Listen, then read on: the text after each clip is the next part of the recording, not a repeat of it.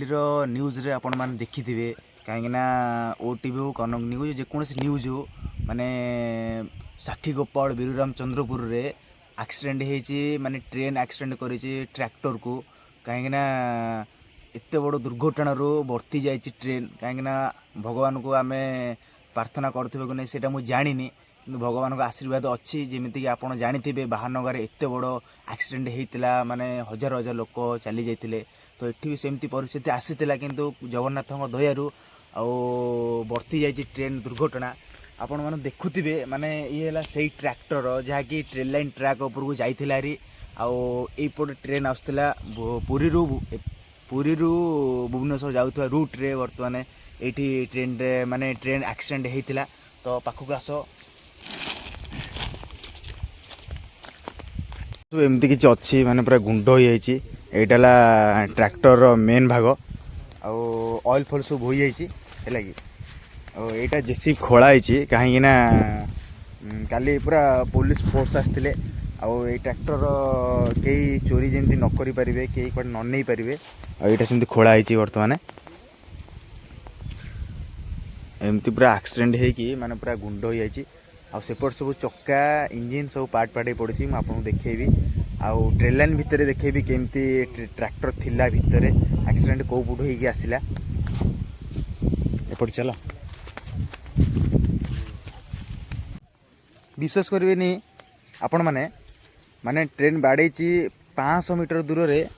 ଏଇଟା ତା ଚକା, ତଳେ ଚକା ଅଛି, ଉପରେ ଇଞ୍ଜିନ୍ କିଛି ଏମିତି ଅଛି ହେଲା କି। ଏଠି ବର୍ତ୍ତମାନ ଲୋକ ବହୁତ ଆସିଗଲେଣି।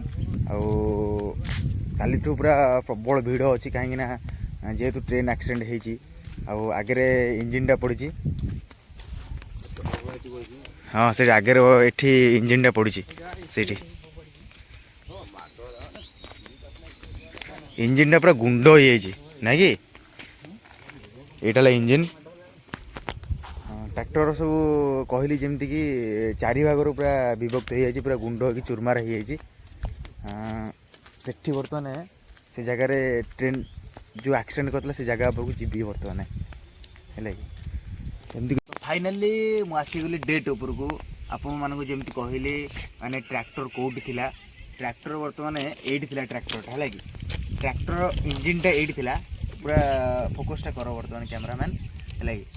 ଏଠି ଟ୍ରାକ୍ଟର ଇଞ୍ଜିନ୍ଟା ଥିଲା, ତା ଚକା ଯୋଡ଼ାକ ଯେଉଁ ଆମର ପଛ ବଡ଼ ବଡ଼ ଚକା ନୁହଁ କି, ତ ବଡ଼ ବଡ଼ ଚକା ଯୋଡ଼ାକ ଏଇଠି ଥିଲା। ତ ଟ୍ରେନ୍ ଅଧ ବାଟରେ ହେଇଛି, ହର୍ନ ଟ୍ରେନ୍ ତ ହର୍ନ ଦେବ ନିହାତି ପ୍ରକାର।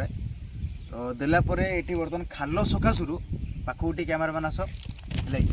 ଏଇ ଯେଉଁ ଖାଲ ସକାଶରୁ, ଏଠି ଗୋଟେ ଖାଲଟା ହେଇଛି, ଏ ଖାଲ ସକାଶରୁ ଦେଖୁଥିବେ, ମାନେ ଖାଲ ସକାଶରୁ ପଛକୁ ଯାଇପାରିନି କି ଟ୍ରେନ୍ ଲାଇନ୍ ଟ୍ରାକ୍ଟା ଅଛି ବୋଲି ଆଗକୁ ଯାଇପାରିନି। ଏଇ ଜାଗାରେ ଟ୍ରେନ୍ ଆକ୍ସିଡେଣ୍ଟ ପୁରା ଭୟଙ୍କର ହେଇଛି।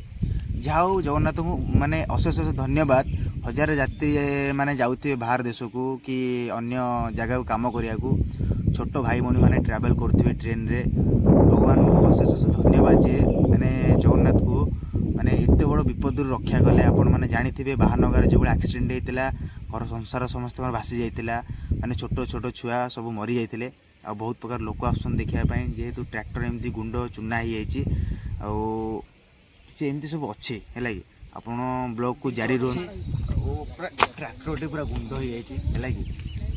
ଆଉ ଏପଟ ସବୁ ଦେଖୁଥିବେ, ମାନେ ଧୀରେ ଧୀରେ ଲୋକ ବଢ଼ି ବଢ଼ି ଯାଉଛନ୍ତି।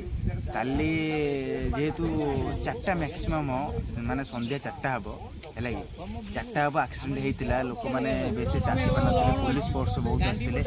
ଆଉ ଏବେ ସକାଳ ହେଲା। ଏଇ ଯେଉଁ ଆକ୍ସିଡେଣ୍ଟ ହେଲା ମାନେ କ'ଣ ପାଇଁ ହେଲା ନା, ସେପଟେ ହଳ କଲେ ହେଲା କି, ଟ୍ରାକ୍ଟର ଭାଇ ଏପଟେ ହଳ କଲେ, ସେପଟେ ହଳ କରିକି ଏଇ କେଲାଣ ଦେଇକି ବର୍ତ୍ତମାନ ସେ ଭାବିଥିଲେ ଯେ ସେ ଏଇପଟେ ନେଇକି ଯିବେ ହେରି, ନେଇକି ଯାଇପାରିନାହାନ୍ତି। କାହିଁକିନା ଟ୍ରାକ୍ଟର ସବୁ ଭୁଲ, ଟ୍ରେନ୍ ଲାଇନ୍ ଟ୍ରାକ୍ ଉପରେ କିଛି ରାସ୍ତା ନାହିଁ, ରାସ୍ତା ଡେଇଁକି ନ ଯିବାଟା ତାଙ୍କର ସବୁ ଭୁଲ ପ୍ରଥମ କାରଣ। ଆଉ ସେ ଯେହେତୁ ନେଇକି ଯାଇଛନ୍ତି ଉଠେଇ ପାରିନାହାନ୍ତି, ଆପଣ ଯେମିତି କହିଲେ ସେ ଖାଲ ହେଇଥିବା ସକାଶରୁ ଉଠେଇ ପାରିନାହାନ୍ତି। ଆଉ ସେଇଠି ଆକ୍ସିଡେଣ୍ଟ ହେଇଗଲା। ସେ ଭାବିଥିଲେ ଏପଟୁ ଯାଇକି ସେପଟେ ଆଉ ଗୋଟେ ବିଲ ଥିଲା, ସେପଟେ ହଳ କରିବେ ବୋଲି ସେ ଭାବିଥିଲେ, କିନ୍ତୁ ତାଙ୍କର ଏଇଟା ସକ୍ସେସ୍ ହେଇପାରିଲାନି।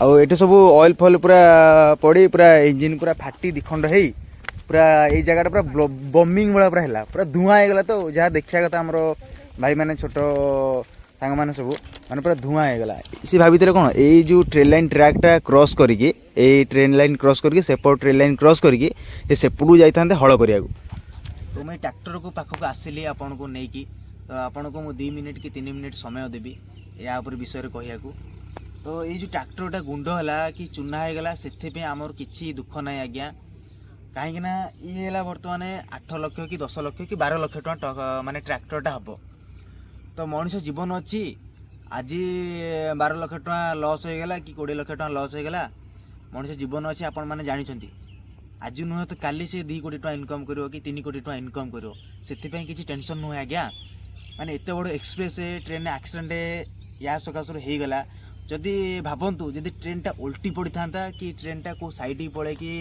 डैमेज होता माने से काली पुलिस माने आसते सबू माने जमती कि सब बड़ बड़ हाईफाई पुलिस आसते से बर्तमान कहते जे माने से ट्रेन ट्रावेल लोक करुले 1800 रु 2500 भितर लोक ट्रावेल करते माने आपण भावतु जदि 2500 लोक ट्रेन टी उल्टी पड़ी 2500 लोक किसी क्षति होता ताले से ट्रैक्टर कौन पैसा दे था माने आपण को बारंबार कहूँ माने जमती बाहनगार ट्रेन एक्सीडेंट होइकी एते लोक मरीगले माने एते विपद है जे माने पुओ जाऊला माँ पाखक देखा करने देखा कर पारे एटी सेमती सिचुएसन होता माने केते खराब होता कहले माने छोट छुआ छोट भाई भौणी माने आउ बड़ भाई भौणी माने सब ट्रैवल करते किए क्या पाखक जाऊँ किए क्या माँ पाखक देखा कर जाऊँ कि बापा माने पुओ पाखक जाऊँ कि फैमिली छाड़ी आस भुवनेश्वर जाऊँ माने जदि से ट्रेनटा उल्टी पड़ता कौन होता टी भाविले मुझे आपन को एति रिक्वेस्ट करची तो एमती सिचुएसन खराब करतुनि जो रेल लाइन ट्रैक अच्छी सेमती एमती ट्रैक्टर नहीं जातुनि कहीं जो बट बाट अच्छे आज्ञा सेपटे जातु तो ये ट्रैक्टर भाई भूल या जे तो ये खाली रास्ता नहीं गले ये किसी रास्ता फास्ता ना तो आप चढ़े से नहीं बोली भाभी कहीं एपटे जो हल कर सेपटे अच्छी माने एपटे गोटे बाट अच्छी छोट बाट है कि तो सेपटे जावाई 100-200 टका लगे तेल पड़िया तो सी मुंडे टी एति बुद्धि आसलानी तो सका तो गोटे मनीष खाई दूसरी जलिखा दुकान में 60 टका 70 टका माने 100 टका भितर जदि से 200 टका भितर से तेल पड़ी जाता लॉस कौन होता ना 10 लाख टका 12 लाख टका लॉस होता ना 100-200 टका सी एत बाट रिस्क नहीं पाइले तो आपन को मुझे रिक्वेस्ट करुँची एमती करतुनि आज्ञा माने आपण को भूल सकाशु कि मो भूल सकाशु कि छोट मोट भूल सकाशु माने हजार हजार लोक मरी जाउछंती गोटे गोटे लोक भूल सकाशु तो आपन को मुझे मेसेज देवार था मुझे मेसेज देती एमती तो देखिपे पाखे एम सब गुंड होगी चूना होगी पड़ी आपन को जब भिडियोटी भल लगी लाइक करूँ शेयर करूँ आ गोटे इंपोर्टेंट कथा आपन कौन मतामत अच्छी आपन कमेंट सेक्शन आसी कमेंट करूँ ये लोकेशन है आम साखीगोपाल पुरी जिला है कि वीरराम चंद्रपुर रे ये दुर्घटना घटी आपण मैंने देखिए सब न्यूज रे ओटीवी हो कि कनक न्यूज भास्कर हो